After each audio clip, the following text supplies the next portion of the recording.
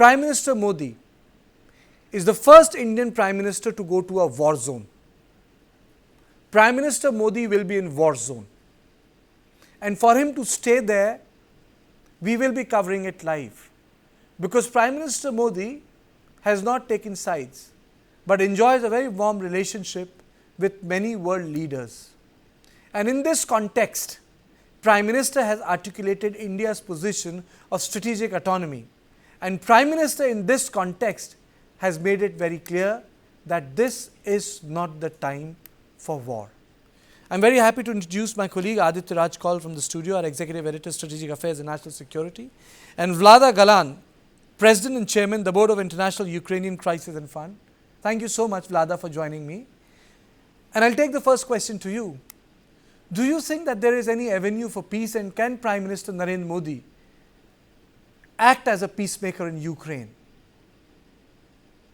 Well, first of all, thank you for having me. It's an absolute pleasure to be here. And I really commend Prime Minister Modi on his trip to Ukraine. I was in India in the Raisina dialogues a few years ago, and I discussed then that I found that India and Prime Minister Modi could be a perfect, honest broker between Russia and Ukraine to bring peace to the region. At the end of the day, Ukraine is a valuable regional player that we cannot ignore. And I truly, truly believe that Prime Minister Modi is very well positioned to bring peace. And what that takes is first and foremost a ceasefire following a negotiation where both heads of state from Ukraine and Russia sit and have an honest discussion. And India can play the middle role or the go-between as the honest broker. At the end of the day, this war has affected the world, and India is affected. There is a weaker rupee. The Russian invasion of Ukraine has led to the sell-off of Indian assets and somewhat depreciation of the rupee. This has made things more expensive for Indian businesses to import goods, services. It's reduced their competitiveness in the global market. Prime Minister Modi is very intelligent and he understands this very well. And I think he can be a very good broker for peace between these two countries. He is much more trusted than China. I've said this in the past and I'll say it again. I truly believe that. Advocate.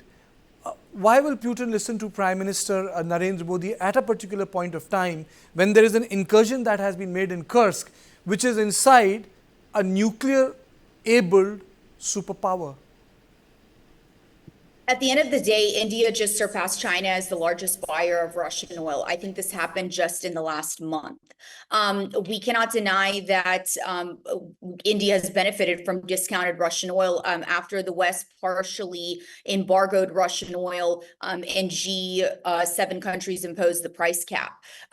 India is well suited to bring that message to Putin because they are one of the largest buyers of Russian oil. And it is very important that voices emerge, like the voice of Prime Minister Modi urging for peace. And he certainly has. You can even look at the Delhi Declaration, where the human suffering and toll on global food prices was expressed. So this has come out before. India has shown support in solving this conflict and seeing a resolution.